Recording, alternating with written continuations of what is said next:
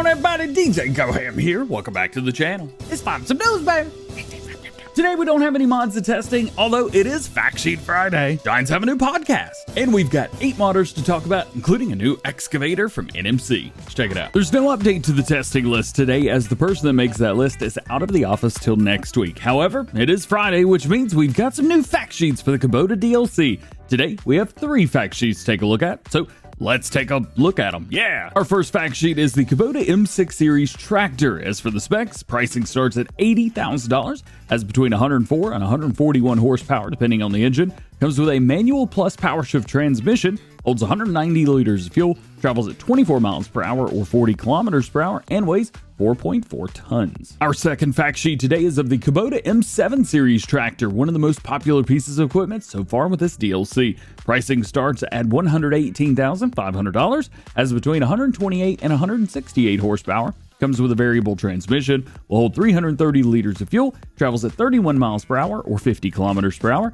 and weighs 7 tons. And our third and final fact sheet today is of the Kubota R640 front loader, which is the only wheeled loader style vehicle that we're going to be getting with the DLC. Pricing starts at $75,000. There's only one engine, which has 61 horsepower, comes with a variable transmission, holds 70 liters of fuel, travels at 11 miles per hour or 18 kilometers per hour, and weighs 5.2 tons. If you are on PC and would like to pre-order the DLC or buy the Year 1 Season Pass or FS22 if you don't have that already, links to all of those can be found at the bottom of the description below. Make sure you use the code DjGoHam, as those links do go to help support the channel at no additional cost to you.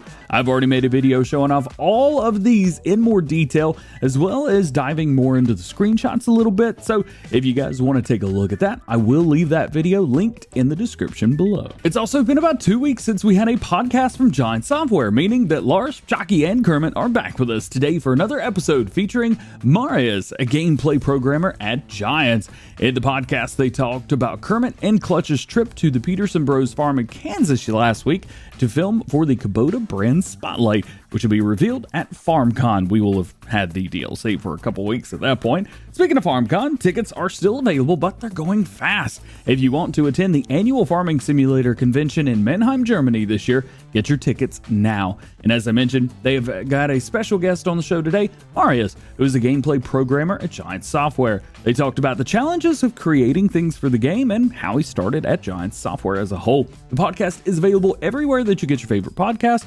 including the website. Leave that link below. Just a heads up, WestBridge Hills 22 has been removed from the mod hub this morning. We're not exactly sure why at this point, but if you've got it downloaded, maybe hang on to it for now until we can figure out what happened. Jumping into today's modder news, Mappers Paradise say that the Welker Farm map did fail testing its first time through, but I'm not sure any map has ever passed the first time around, so nothing crazy there.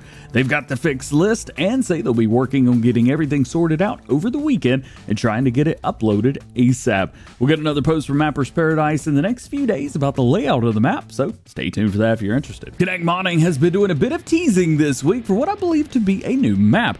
They say this: Minas Gerais is responsible for most of Brazil's coffee production, and we agree that all of the beautiful landscapes too. That has been translated for Portuguese, of course, and I don't know about you, but that sounds a whole lot like a tease for a new map featuring a new crop coffee, especially seeing that we've already got a screenshot from in-game that is looking incredible. No one puts work into something like this just for a simple post, let alone Connect Modding. There's a lot more going on here, and I think this is a hint at a new map with a new crop. Plus, everything Connect Modding does is for all platforms, so that's even more exciting. And they're known for bringing new brands into the game, so what if we get a new brand?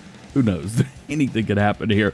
They tend to post every 3 or 4 days, and this post was made 3 days ago, so possibly we could be getting more information soon. I'll let you know if we do. 82 Studio is continuing work on his X52 Enclosed trailer, which will of course be coming with a dry box option with the ability to drive a forklift in from the back and stack pallets or whatever else you want.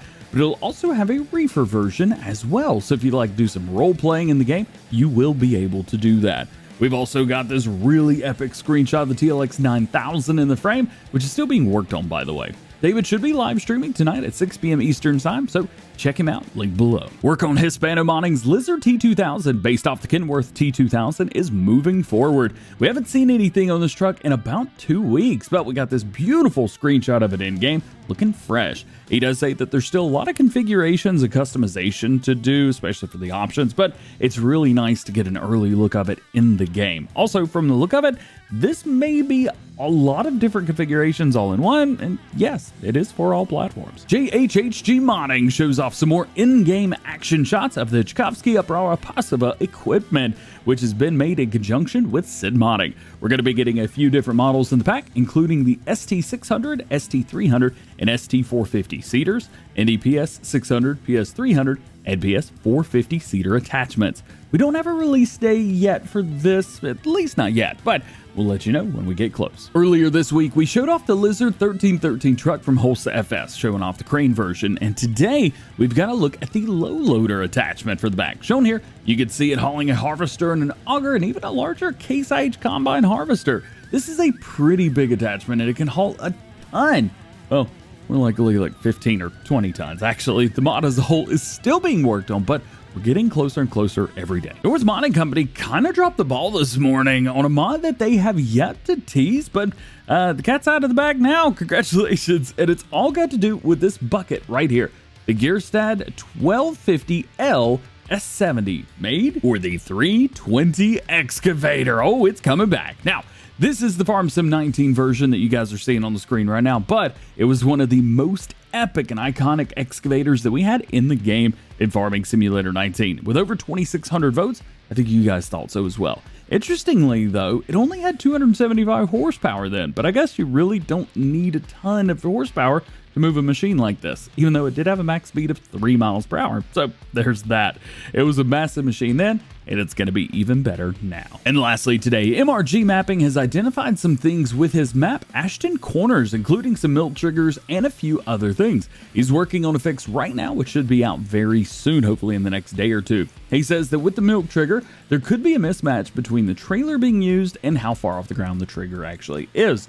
With the 7 cow pins on the map, all with moving milk triggers, it can get a little difficult to locate them. He's also fixing texture issues and adding some new corn textures. And I'm also adding a new texture to the Selfaware Segue to the outro. The new texture will be soggy mushrooms and old sesame chicken from a bad Chinese buffet. You're welcome. Just like every episode of Farm Sim News, links to everything that we talked about today can be found in the description below. There's no release dates for mods, so no one knows when any mod's going to be released. And if I didn't talk about something that you're interested in or curious about, that just simply means that there's no new information at the time of recording this video on that topic. So make sure you stay tuned to the channel for updated information on everything that you want to know about and some things you need to know about as well going on in the world of Farming Simulator. Well, guys, that's going to be it for today. Hope you enjoyed the video. If you did, drop a like on it, get subscribed if you're new, join the DjGoHam fam, make sure those notification bells are on as well. That way you never miss daily Farming Simulator videos here on the channel.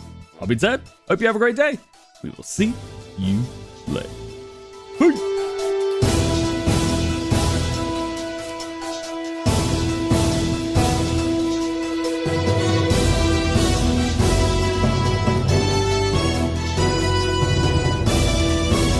You know, it was kind of nice taking a day off yesterday, but today we're back, baby. Hit my microphone.